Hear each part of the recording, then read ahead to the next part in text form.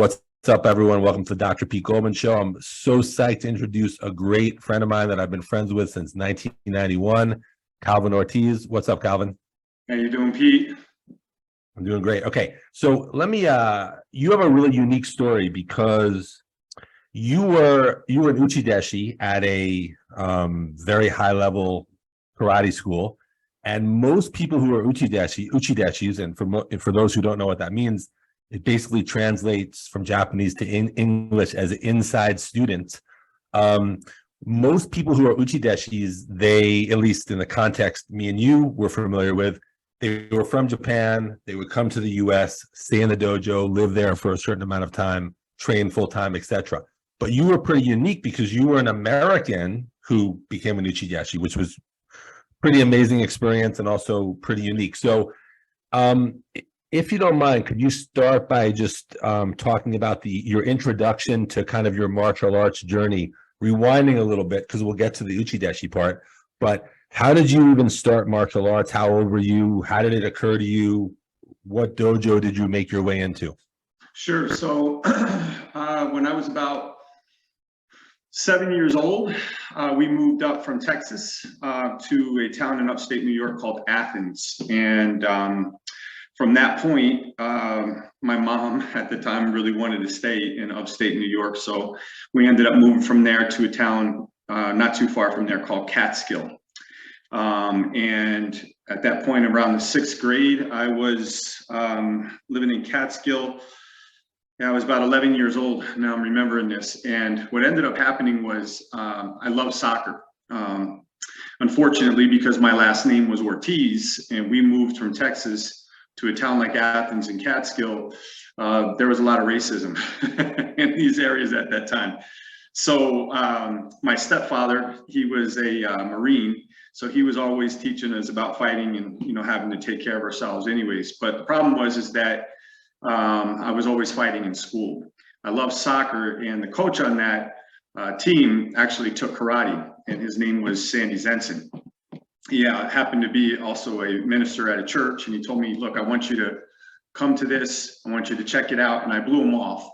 And then I was down on Main Street walking down with a bunch of friends of mine, and there was a place called Greene County Council of the Arts, and there was a bunch of buildings next to the rooms. And one of the rooms happened to have all the windows open one night, and all my friends being idiots, they started hooting and hollering and yelling because we heard a bunch of, kiai, exerting. And next thing you know, this guy comes out of the window and he basically says, why don't you come on up here? And he called us a bunch of names, if you will, in a very respectful way. And they kept going. Well, the next day I decided to go up, and I walked up there, and the guy's name was Jeff Fetty. He was the sensei there. And he says, weren't you one of those guys? And I was scared to death. And I said, yeah. He goes, well, why don't you just join a class? And believe it or not, right then and there in a pair of jeans, I joined the Kyokushin. You were 11. You were 11 years old. Yeah, walking on the street. So did you do from 11 till you were 20 something, and you became an uchi deshi? Did you do Kyokushin nonstop, or did you have like starts and stops along the way? Or you just trained that whole time? I trained that whole time. Yep. No wonder you were so good. No wonder you were so good. I was like, because when I met you, I'm like, is this guy been doing it way longer than me or something? Okay, well, now I feel a little better about it. Okay, good. Yeah. So we basically, I started there, and his teacher was Joe Menino, who had a karate school over in Hudson. Now, I don't know if you remember, but Joe Menino actually was in a very small clip in that video, Fighting Black Kings.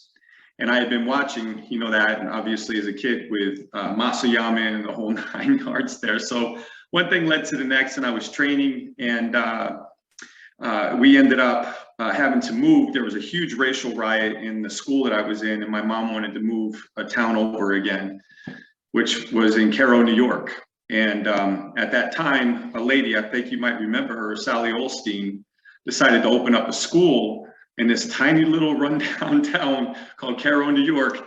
And I started training, there, and also in Catskill and Hudson. So I just never stopped. And that's how I pretty much got into my martial arts there. Okay, so let's say, at what point, you're 11, 12, 13, 14, 15, 16.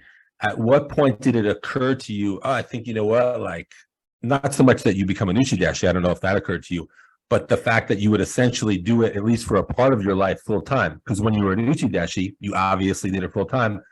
When did it occur to you? What age were you when you're like, I'd love this so much, I would just do this every day if I could. This could just be the main thing in my life for a certain amount of time. When did you start thinking that?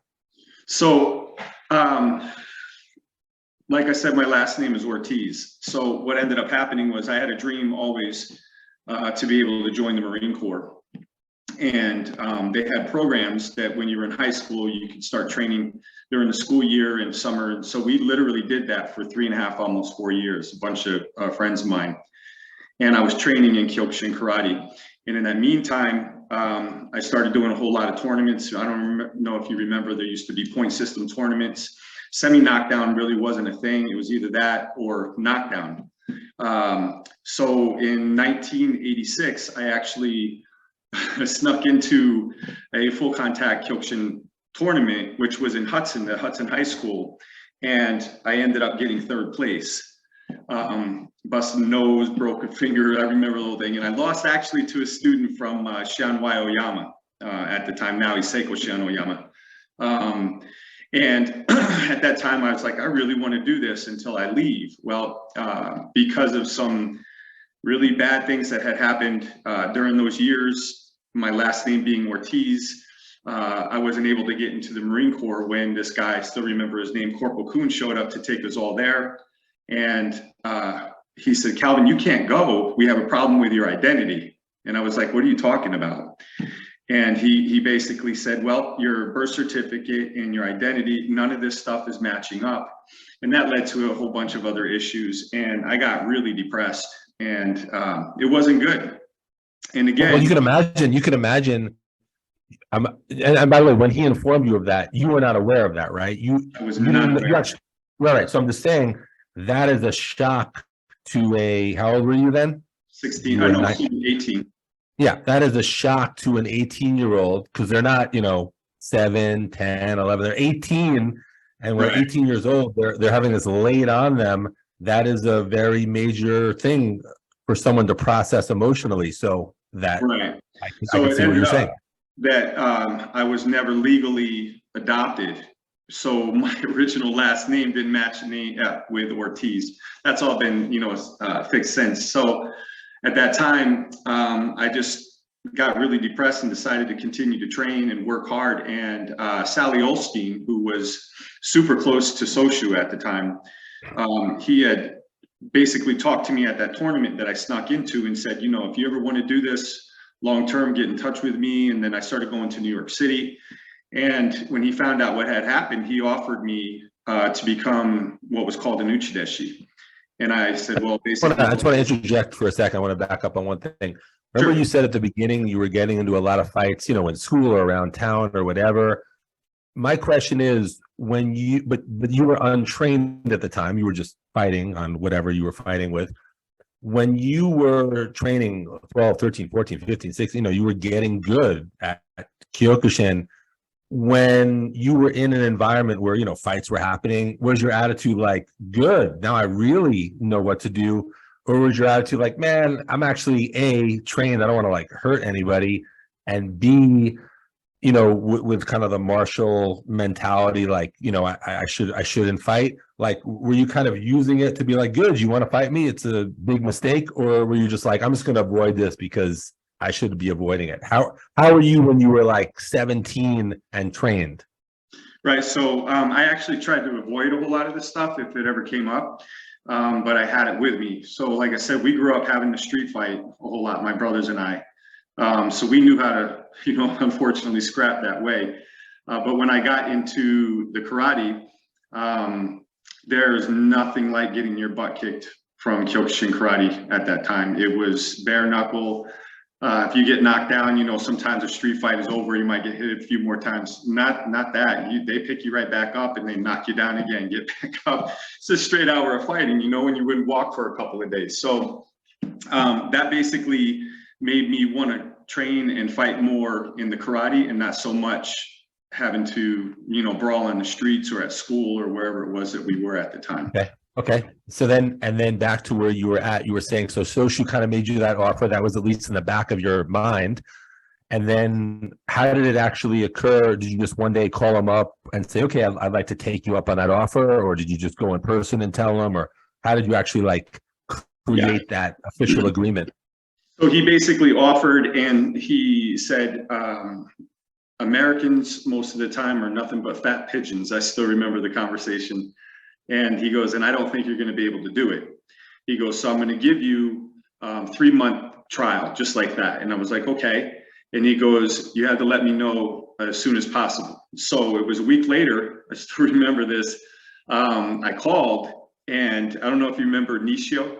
Yeah, of course. And so he was talking to me, and then all of a sudden Soshu gets on the phone and he says, you come down here and we talk. So I made my way down to New York City again. I actually had to train that night, and he said, you start right away.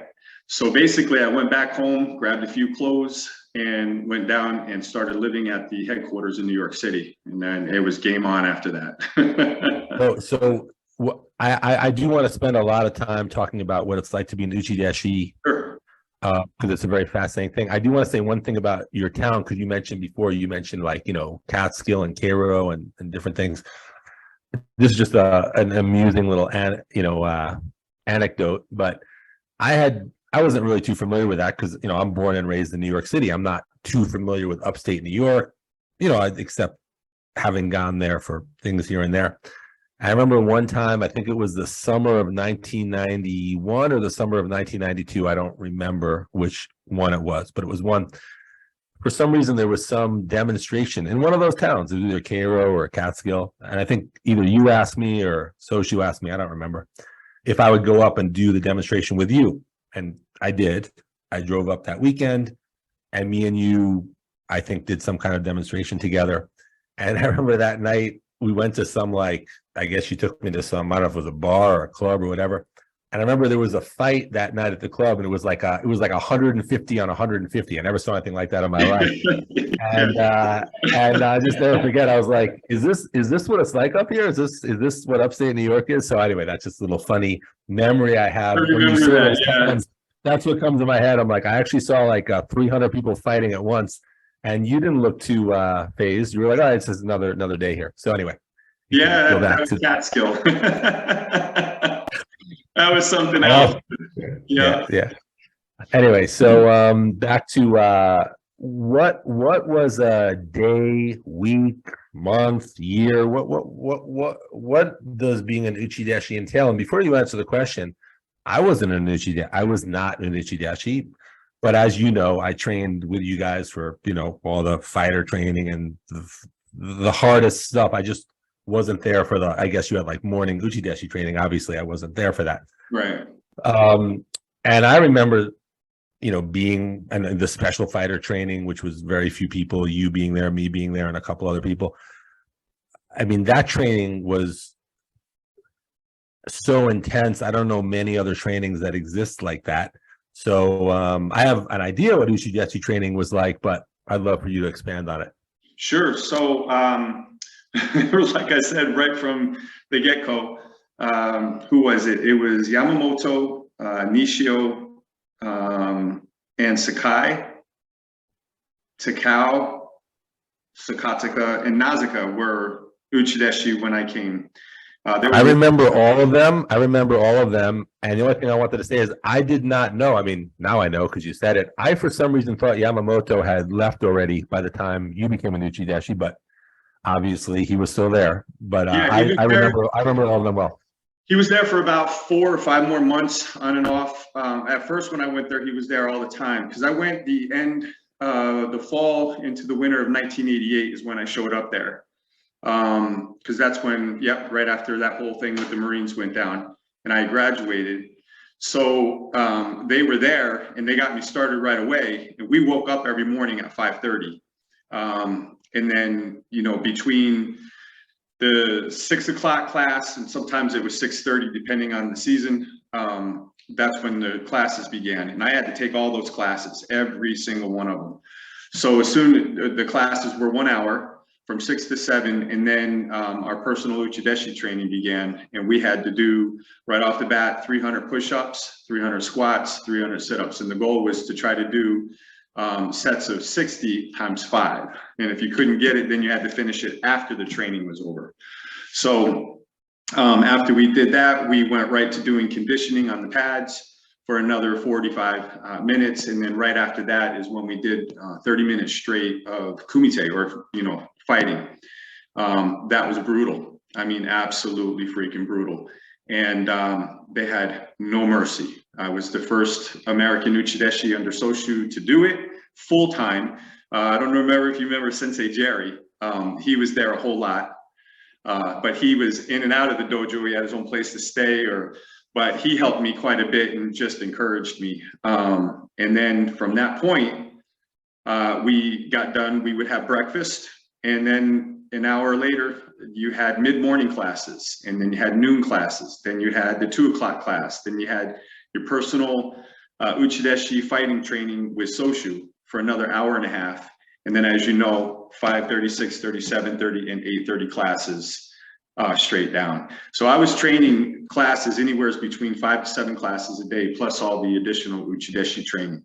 And did you find that you had to, when it came to sleep, what one might call part of recovery, did you find that you had to sleep properly, or it was hard for your body to kind of recover and then do that the next day? Or did you maybe just got so used to it that whether you slept well or not, it didn't matter? Or did you find sleep became paramount, or how did that work? Yeah, Pete, it was really difficult at first because I had never done anything like that. And when you live on 6th Avenue, okay, it is noisy. There's 1 hour during the night where you might not hear anything. And then after that, it's 24/7 noise down there. So when I got there, I wasn't used to that.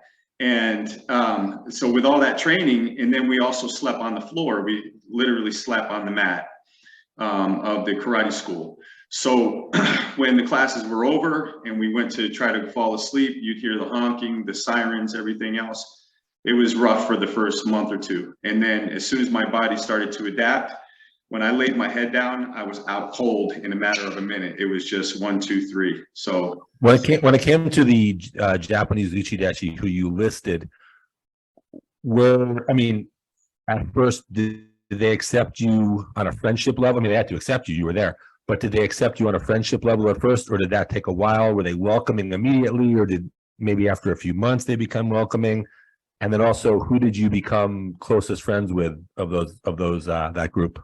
Sure. So at first, it was very touch and go. They didn't think I was going to be able to do it. So Senpai Nishio was the one that really encouraged me the most, but he was also the meanest. He gave me no slack whatsoever. And he pushed me hard. He says, don't you quit. If you do this, if you quit, you'll never, be happy with yourself. And the Japanese have a mentality that if you quit, then it's worse than dying. So, that kind of attitude. And Soshu would ask me every morning when he saw me, he would say, I still remember this, are you going to be a Musashi or a Matahachi? And I was always wondering what the heck he was talking about. And then he said something in Japanese to Nishio one day. And Senpai Nishio sat me down and he made me watch the old movie Miyamoto Musashi. And so Musashi was the swordsman, right? And he was Budo. And then you had Matahachi, who was the drunkard and the womanizer, and the fat pigeon, if you will. Okay. So with that in mind, there was a lot of distrust at first. But as I started getting closer to Nishio, obviously the other uchideshi, we all started falling into place. There was Nazuka, I loved to death. He was just awesome. Takao, I couldn't understand him no matter what he was doing. Okay. Sakataka, I don't remember if you remember him. I remember them all well. Yeah. Yeah, him and I never got along. I'm going to be straight with you. I just never liked that guy because he always looked at me as, this American who was trying to do what they were doing and was never going to take his place. And one thing led to, but after the first few years, then all of a sudden we got along great because I didn't quit. So that was the biggest deal. Yeah, actually, it's interesting because obviously my relationship with them was different because I wasn't living there, but I saw them 6 days a week and I trained with all of them. Yeah.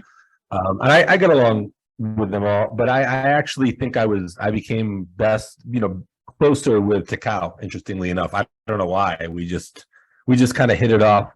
And then for some reason there was a period, I guess it was in 1992, I don't remember exactly the year, where whenever I would take the last class when the dojo was closing, and he always wanted to spar with me at the end. So like, the dojo was closed, everyone went home, the door was probably locked, and Takao would ask me to stay and just fight with him, in a friendly way. I mean, we're fighting hard, but and then all the other uchi deshi would sit on the floor and cheer him on in Japanese against me.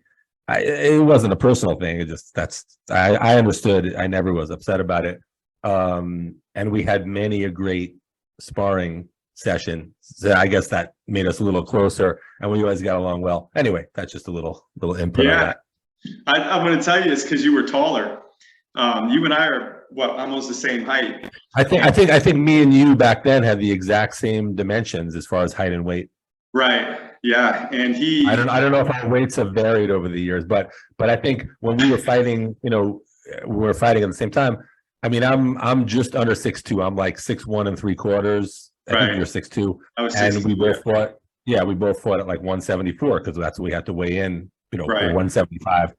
Now I'm 215, but I'm not starving myself anymore.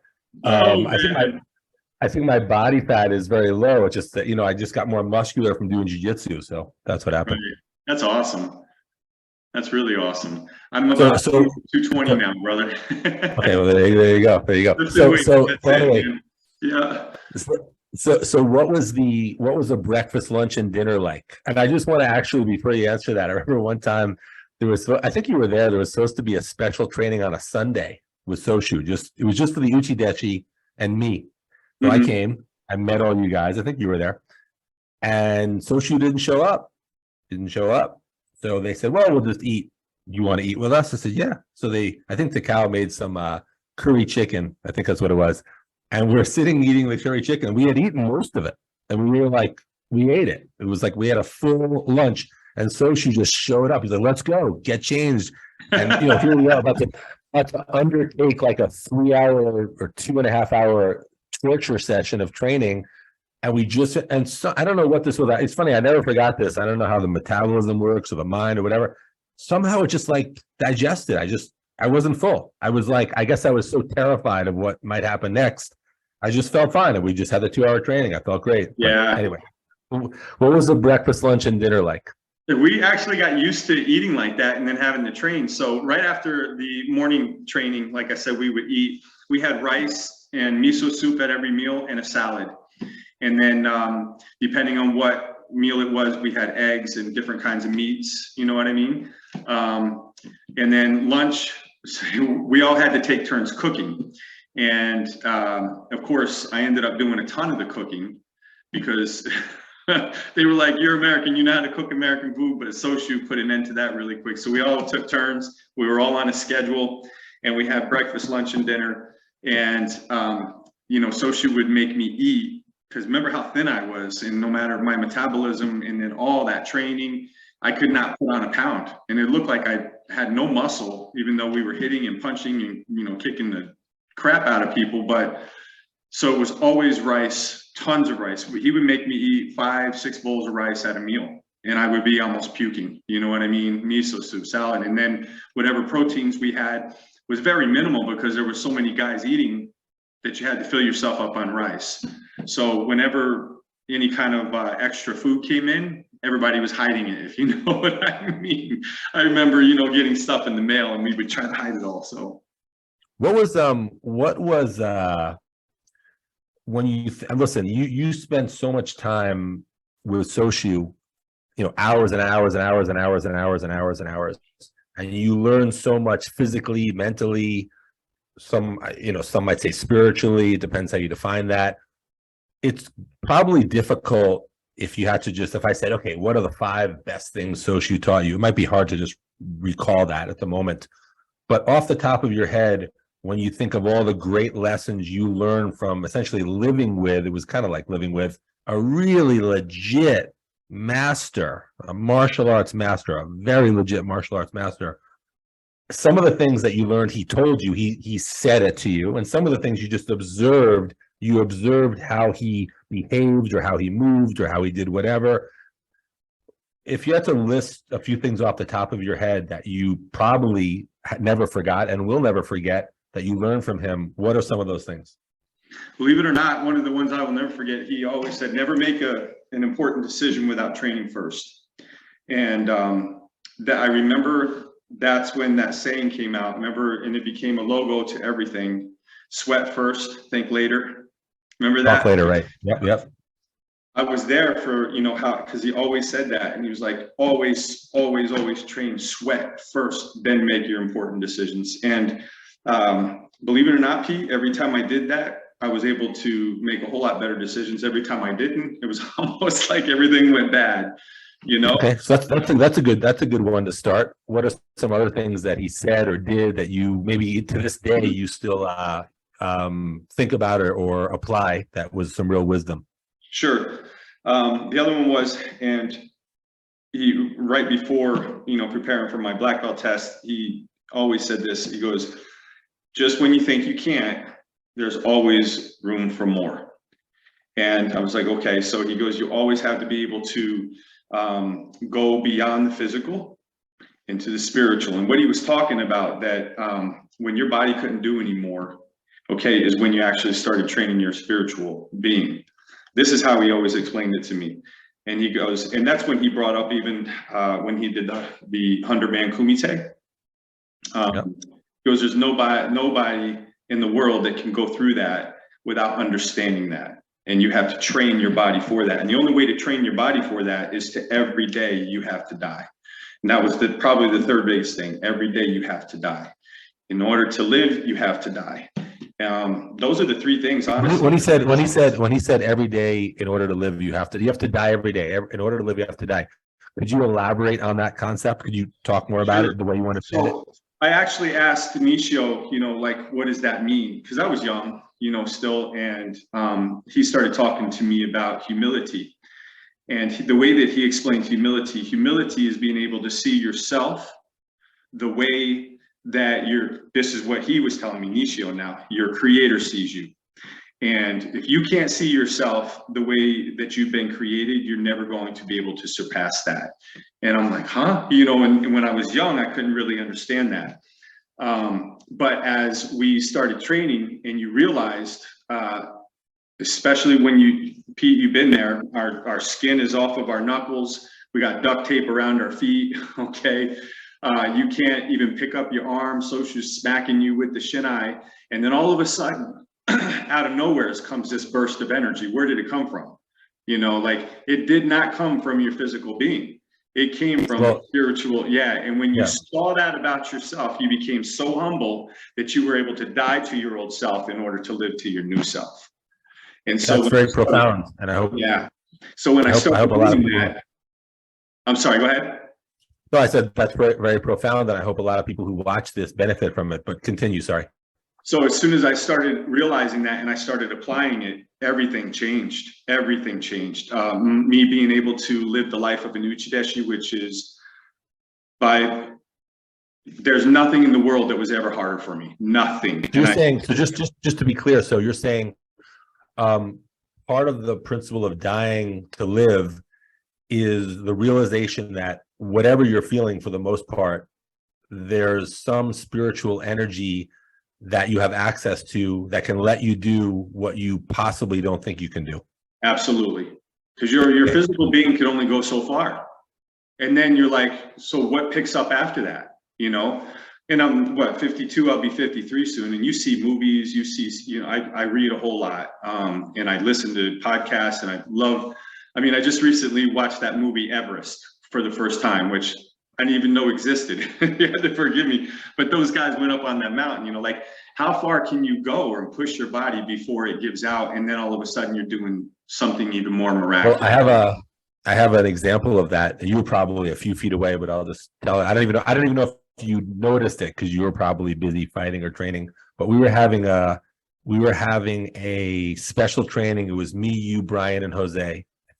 I think that's who it was. For some reason, I don't know why this was. I feel like when he matched us up, he matched you and Brian up most of the time and me and Jose up most of the time. I don't know why. I feel like, I mean, I'm sure we all fought each other too many times to count, but for some reason, I kind of remember Peter and Jose, Calvin and Brian. Maybe I'm remembering it wrong, but that's how I remember it. Anyway, it was one of those nights, but we were all switching, so we all fought each other as usual. And I was fighting Brian, and I remember he punched me through an uppercut, and it slipped off my body because we were so sweaty or whatever. And he punched me in the chin, and I remember I bit my tongue. I probably had a mouthpiece in, but I bit my tongue. And of course, Brian, give me a break. He's punching you full freaking blast in the chin. So I fell on my hand. I fell on my hands and my knees, and there was just blood pouring out of my mouth. And I remember the blood was dark, whatever that means. It was like dark. It was like such a deep cut. It was like dark blood pouring out of my mouth. And I think a little piece of my tongue even got bit off, which has grown back, thankfully. But I think I spit out a little piece of my tongue.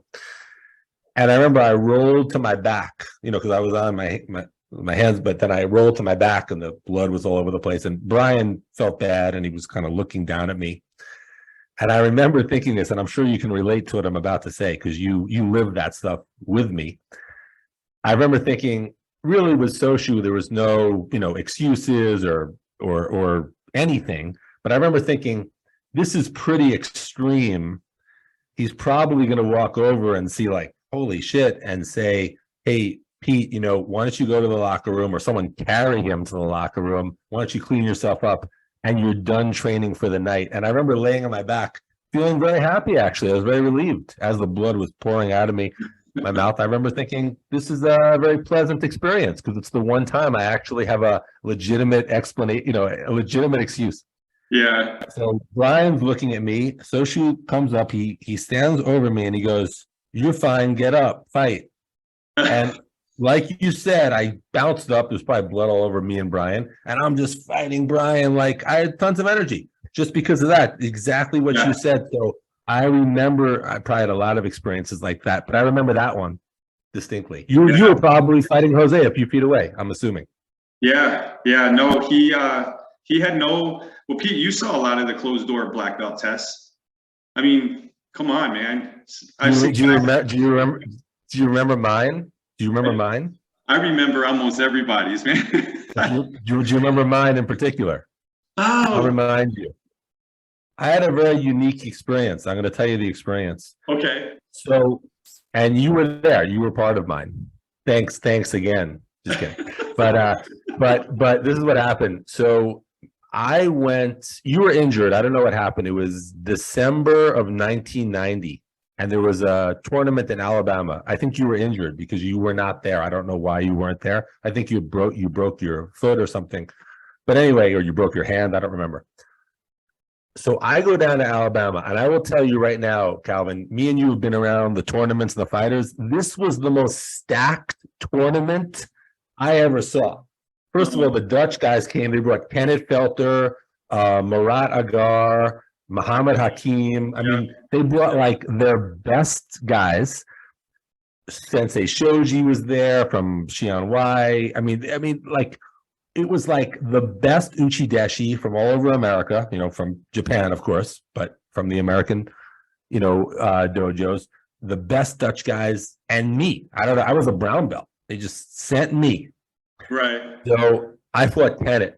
I did pretty good. But anyway, the point is, so Kenneth kicks me, and I blocked it, and my arm broke. And not like a real where you have to put it in a cast, but there was like a little chip in the bone or something. I never even went to the doctor. I mean, I just bought some knee pads that I put them on for when we trained in the dojo. But so she said to me, "Okay, you're going to test for your black belt in a few weeks." And I said, "Well, my arm was broken," which it was. I mean, I couldn't really test for my black belt. So he said, "Okay, just do the kata and the basics, and you'll fight some other time, and you'll get your belt some other time." So I said, "Okay." So I did.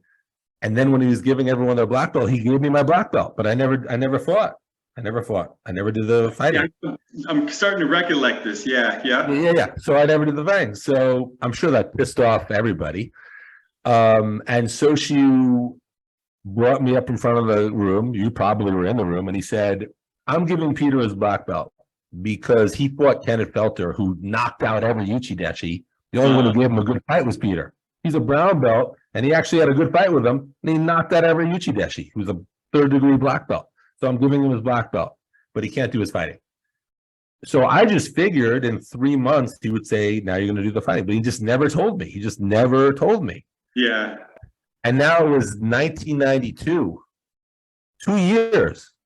And I think someone said, he never did his fighting. He's wearing a freaking black belt. He never did his fighting. I mean, meanwhile, I was fighting in all the tournaments. I was doing harder things, as you know. I was fighting in the best tournaments. But forget about that.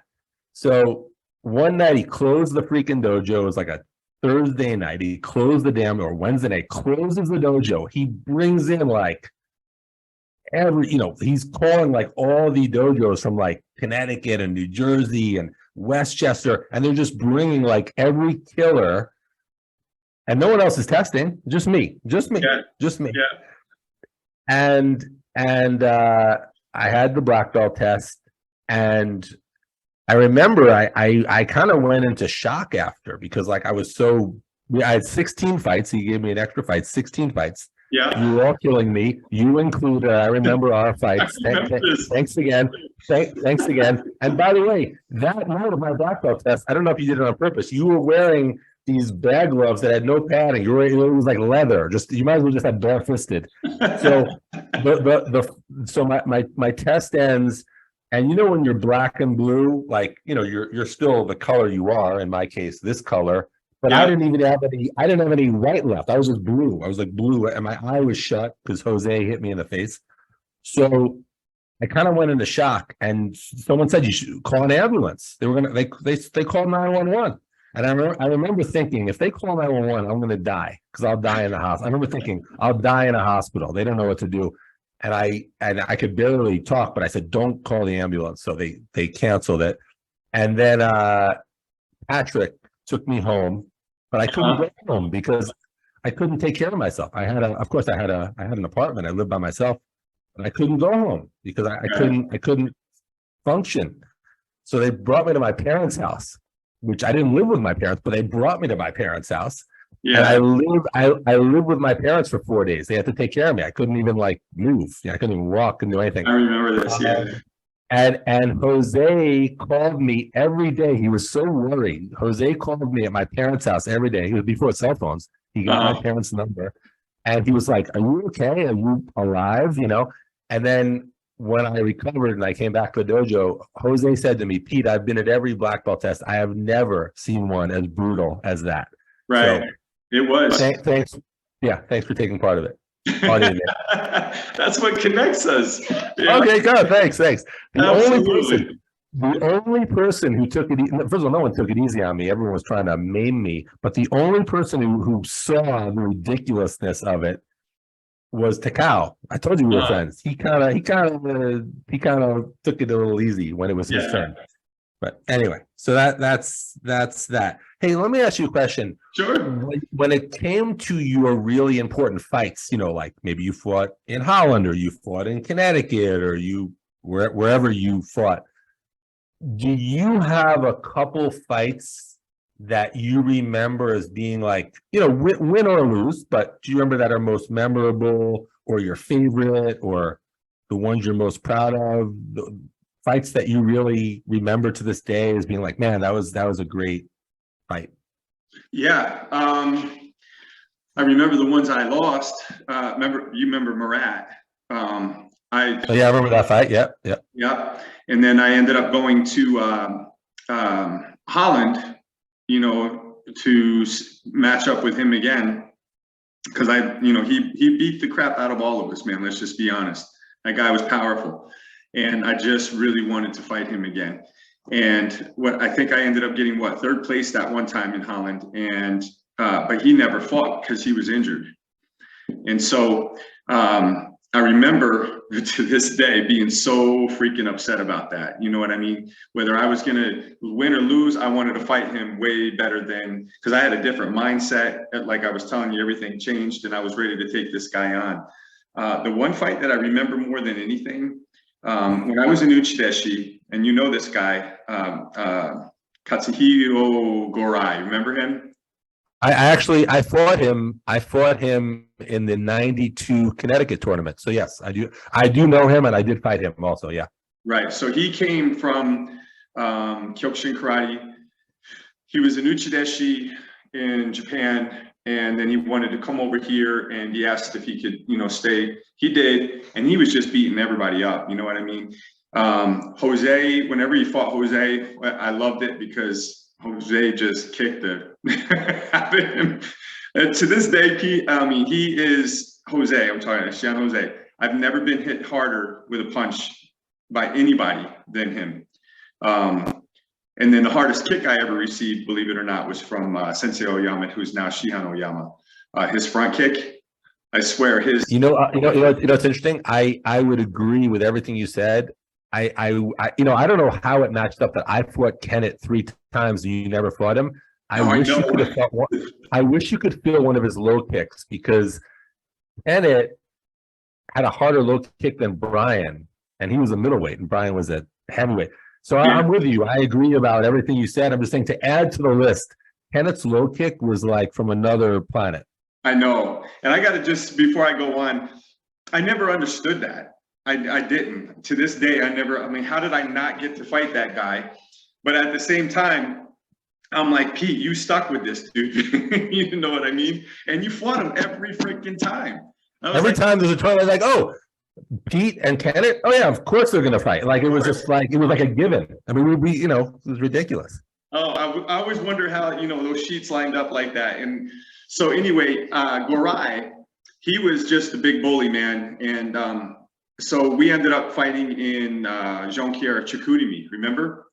And it came down between first place, and I got him with a knee kick, and he went down, boom, and he came right back up. But I won that tournament, and this is why that's one of my favorite, moments. But here's the moment that got me above all else. So Soshu, at that time, Seiko-chan, he talked to me, and he was like, "You got to give him everything you have."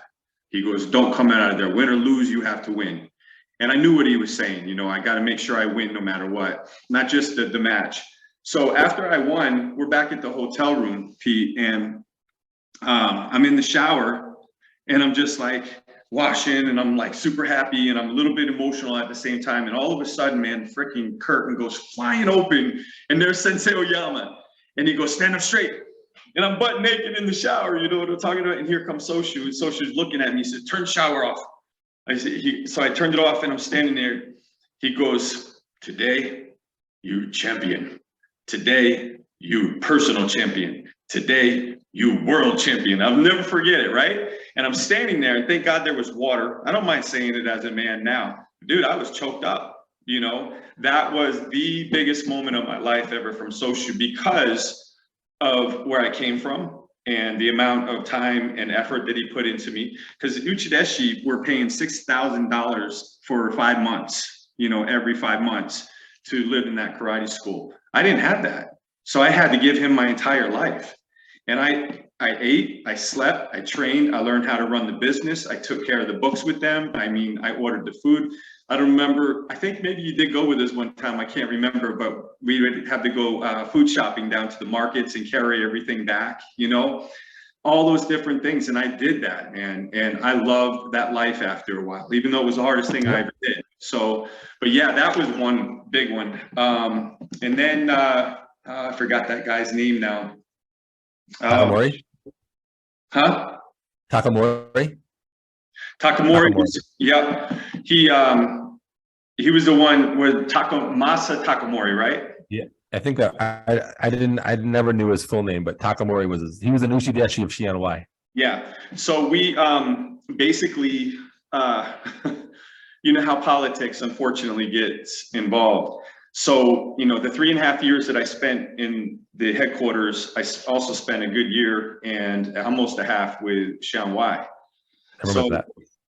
He sent me down there to learn technique, and also because Sean White didn't have any more uchi. One actually took off. I don't know if you remember that.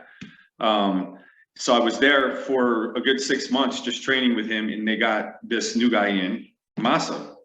And so he's, he wanted to be a world champion. No, they're two different guys. I think, by the way, there are two different people. Masa is the one I think that is kind of a character that the Uchi Deschi in America book was written semi-fictionally or semi-non-fictionally about. Takamori was a different guy who was an Uchi Deschi there also, who I think you fought in the tournament at some point. I did. I think. Yep. And there was this whole thing going on, and I could tell, you know what I mean? And so it came up between him and I, and we both, right off the bat, did a jumping back straight kick, which we did millions of times, because, Sean White to the point where we would be puking, and as we're puking, he's making us do another one, and I caught him, and I sent him flying through the air, and I'll never forget it, and he hit the ground, and he's there, and I went up to him, and I was like getting ready, you know how you get the point, but they looked at it as like I was being aggressive, and I got disqualified. But yeah, politics all the way. I'll tell you, listen, the fact that you beat Gorai, essentially beat Takamori without the politics, some things to be very proud of, because they were both amazing fighters. And I'll tell you one thing about Gorai, in reference to what you said. I actually got along okay with him, although he was known as a bully. But you had warned me that he was a bully. You told me that he was. And he would psych people up. He would psych people out the day before a fight or the day of the fight. He would calmly walk up to them, and he spoke English pretty well. And he would say, "I'm going to knock you out with a spinning back kick." He'd say things like that to get in your head. And I remember you had warned me, and I didn't want him to get in my head. And it was the day before the October '92 Connecticut fights, which I was in, and he was in my division. He was in middleweight. And the day before, Soshu asked me to come to the dojo for some pictures for a Japanese magazine. And I come in, I put my gi on, and there's Gorai. And I knew what he was going to do, because you warned me, like you told me. So I figured he was going to say, "Oh, I'm going to knock you out tomorrow." So he came up to me, but I was prepared because of what you told me. And I forgot exactly what I did, but I think I said something to him, and I just right away, I put an end to it. I was like, no, find someone else. That shit's not happening with me and you. And then he backed off. So at least I didn't have to put up with that. And then sure enough, we did fight the next day. So anyway. That's awesome.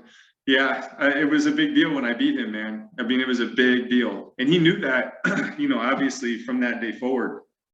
And I still remember Sean Jose basically telling me, I would have kicked your freaking ass if you did not beat him. Yeah. Well, the thing with bullies, is once you kind of prove yourself to them, they'll give you respect, which is whatever.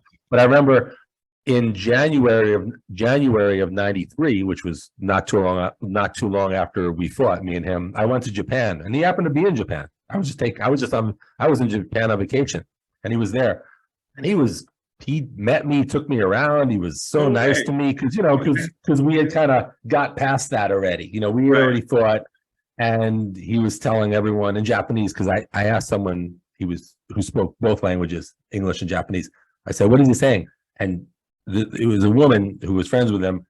Said, "Oh, he's constantly saying telling everyone you're a great fighter, you're super tough." So once you get past that with him, then he'll chill out a little bit. But you're right, he would try those mind games with people. I'm familiar with that. So let me ask you this: when it comes to fighting style, I want to tell you something that I've thought about. I love your input on this. Okay, so before 1990, before we kind of were exposed to fighting guys from Holland, if you look at the tournaments from like 1989, 1988, and even the training in the dojo, the fighting was very linear. It was very straight. It was kind of like 1, 2, right low kick, or whatever. Then we fought the Dutch guys. They're throwing like a right straight, left hook, right low kick. It was this very difficult style to deal with if you were not familiar with it.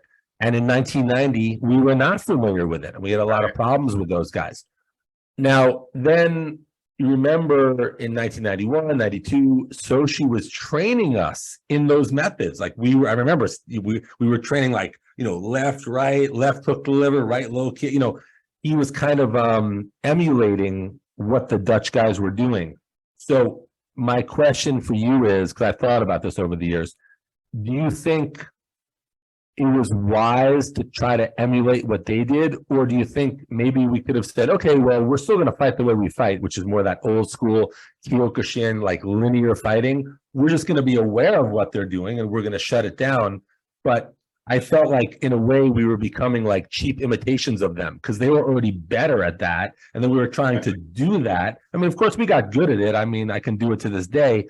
But I just wondered if maybe we should have just had more faith in the old school techniques we were doing and then just adapting to what they did. What is your thoughts on that whole subject? Yeah, so I think that their fighting technique, as far as the tournaments, was at that time, like you said, far superior than ours. The one thing that we did have that they were not used to was our fortitude, if you would. We just never gave up. We would not give up. We just kept coming in. So the one I think that was able to stop it, that I watched really close, remember Sean Jose fought Chris Buss. Yep. Yep. And that guy, Chris Buss, was a force to be reckoned with, man. That was a big guy. He was. And but Sean Jose stopped him. And, I watched how he stopped him, and he kept that forward, straight in linear attitude, but he had the power and he had the technique, but he also had the timing. And I think what we lacked was the timing. Okay. So for instance, like Hakeem, I mean, come on, that guy, he would come in and he would do, hook shots, liver shots, all right, or even just straight into just below the belly button, right, an inside low kick. We weren't used to those kind of things in the timing, but Sean Jose was able to, as far from what I saw, break that timing, and he kicked the crap out of, Chris Buss the first time around. Great point. And I remember he was just hitting his solar plexus so hard and so fast and so repeatedly that it made Chris Buss fall apart a bit. And I remember talking to Chris Buss. I was in Holland. I don't even know why I was talking to him, but I remember talking to him, and he was mentioning how, like you said, Sean Jose was just like hitting him in the same spot so hard, and it was effective. The other, it's a similar question. The other thing that I always wondered about, I love your input. Same subject, just different details, but I'll tell you the details.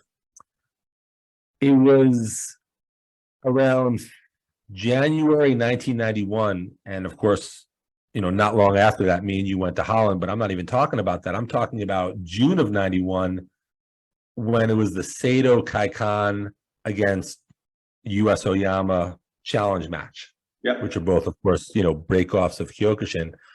And I remember, and for some reason, I don't know why, again, you may have been injured. I don't remember why this was, but I went to Alabama with Jose and Brian. Like, I was part of that training because Soshu called me in his office and he said, "You're a spare, even though you're too light," because I was too light, really. He said, "You're going to do all the training for Japan. And if anyone gets hurt, you're going to be in that. You're going to be one of the guys against Sato." I said, fine, even though I was kind of too light, but no one got hurt and I didn't go, and I went with you to Holland. But anyway, so I don't know where you were at this point, and you might have been injured. I'm not sure why you weren't with us at the moment, but I remember, I remember Soshu telling us that the Sato Kaikan guys fought like this. They fought like this. They would fight like this. I don't know if you can see me on the camera. Not like this. They fought like this. Right. Now, I remember thinking, when Soshu told me that, I remember thinking, who cares? Why don't you show us the best way to defeat that? But he actually told us to fight like that. So we started training like this. And the same thought went through my head. I'm like, why are we copying these guys? Why don't you just tell us how to beat these guys? Why do we have to do it? Because if we do it, they're way ahead of us on the curve because they've been doing it for years. We're learning it for 3 months. that was at least what I was thinking. I mean, maybe I'm wrong. Maybe it was wise to, copy the Dutch style. Maybe it was wise to copy the Sado Kaikan style. But at least in my mind at the time, although of course I followed orders, I was thinking, no, let's just show us how you want us to defeat these. What's your thoughts on that with this detail? So if you remember, and because I was in uchi-deshi, I heard so much of the arguments, and I started picking up on Japanese to some degree between Soshu, I'm going on record saying this, and Shanwai. And Shanwai was the tactician. He's the one that changed my whole fighting technical aspect, okay? Soshu's the one that put that never give up unless you're not breathing anymore mentality, okay? And to never give up in life and that kind of thing. So what ended up happening was, and I remember that, and going back to even the Dutch fighters, when we started doing certain things, to try to adapt to their way of fighting, I think that we could have taken it a little bit further, the way that Seiko Shan wanted to, okay, from Alabama, when it came to the Dutch fighters, and he did. But when it came to the Sado fighters, do you remember, and I'll never forget this, what was that guy's name? Gary, he got knocked out. Gary Klug was he fought Kakra. Yes, okay, and he got the knee kick to the face. Do you remember that? And when you watch that whole thing, okay, a lot of it was like you said, and I haven't seen that fight, but I still remember it in my head, and he got knocked the frig out, man. Like, boom, and he went down, if I'm remembering correctly. And it was because we started not taking it to them with our techniques and our fighting style. We started trying to adapt to theirs. You know what I mean? I believe also the same thing happened to Willie, Big Willie Williams, Kamar Akbar, okay? I trained with Sensei Willie, I should say, for that whole thing. He stayed at the dojo, and Soshu made me fight him every freaking day. I'll never forget it, to the point where I started feeling bad because he was an older guy, but we were just no mercy on him. And just to go back, I had, you remember that doctor that did stuff for free for us? The Russian lady? Anka, yeah, Anka. Yeah, I remember her. I think she was Russian. Yeah, I remember. Yeah, thank God for her, because I had the worst case of, Pete, you would know what this is, cellulitis, I think that's what it was called. Yeah. Mm-hmm. In my shin. And my bottom calf actually grew out bigger than my thighs, and it got infected. And so she was telling us what to do and got me medicine. That's one of the reasons. I remember that. Yeah, I remember, because I was like, where's Calvin? But that's obviously, yeah. Well, listen, I'm gonna kind of start wrapping up this interview now, because I have to do something now. But we should do a part 2, because this was really fascinating, and I'm sure we could talk for a few more hours on stuff. So this will be part 1. Yeah. This will be part 1, and I think I had a great time, and I learned, even though we spent a ton of time together, I guess we were busy training, not talking, so I didn't even know a lot of this stuff. Yeah. So thank you very much for coming on. I really appreciate it, and hopefully we'll do a part 2 in the not too distant future. Yeah, let's do it, man. All right, and us. I know they don't know, but yeah, it's always good seeing you, brother. Us, buddy. Us. All right.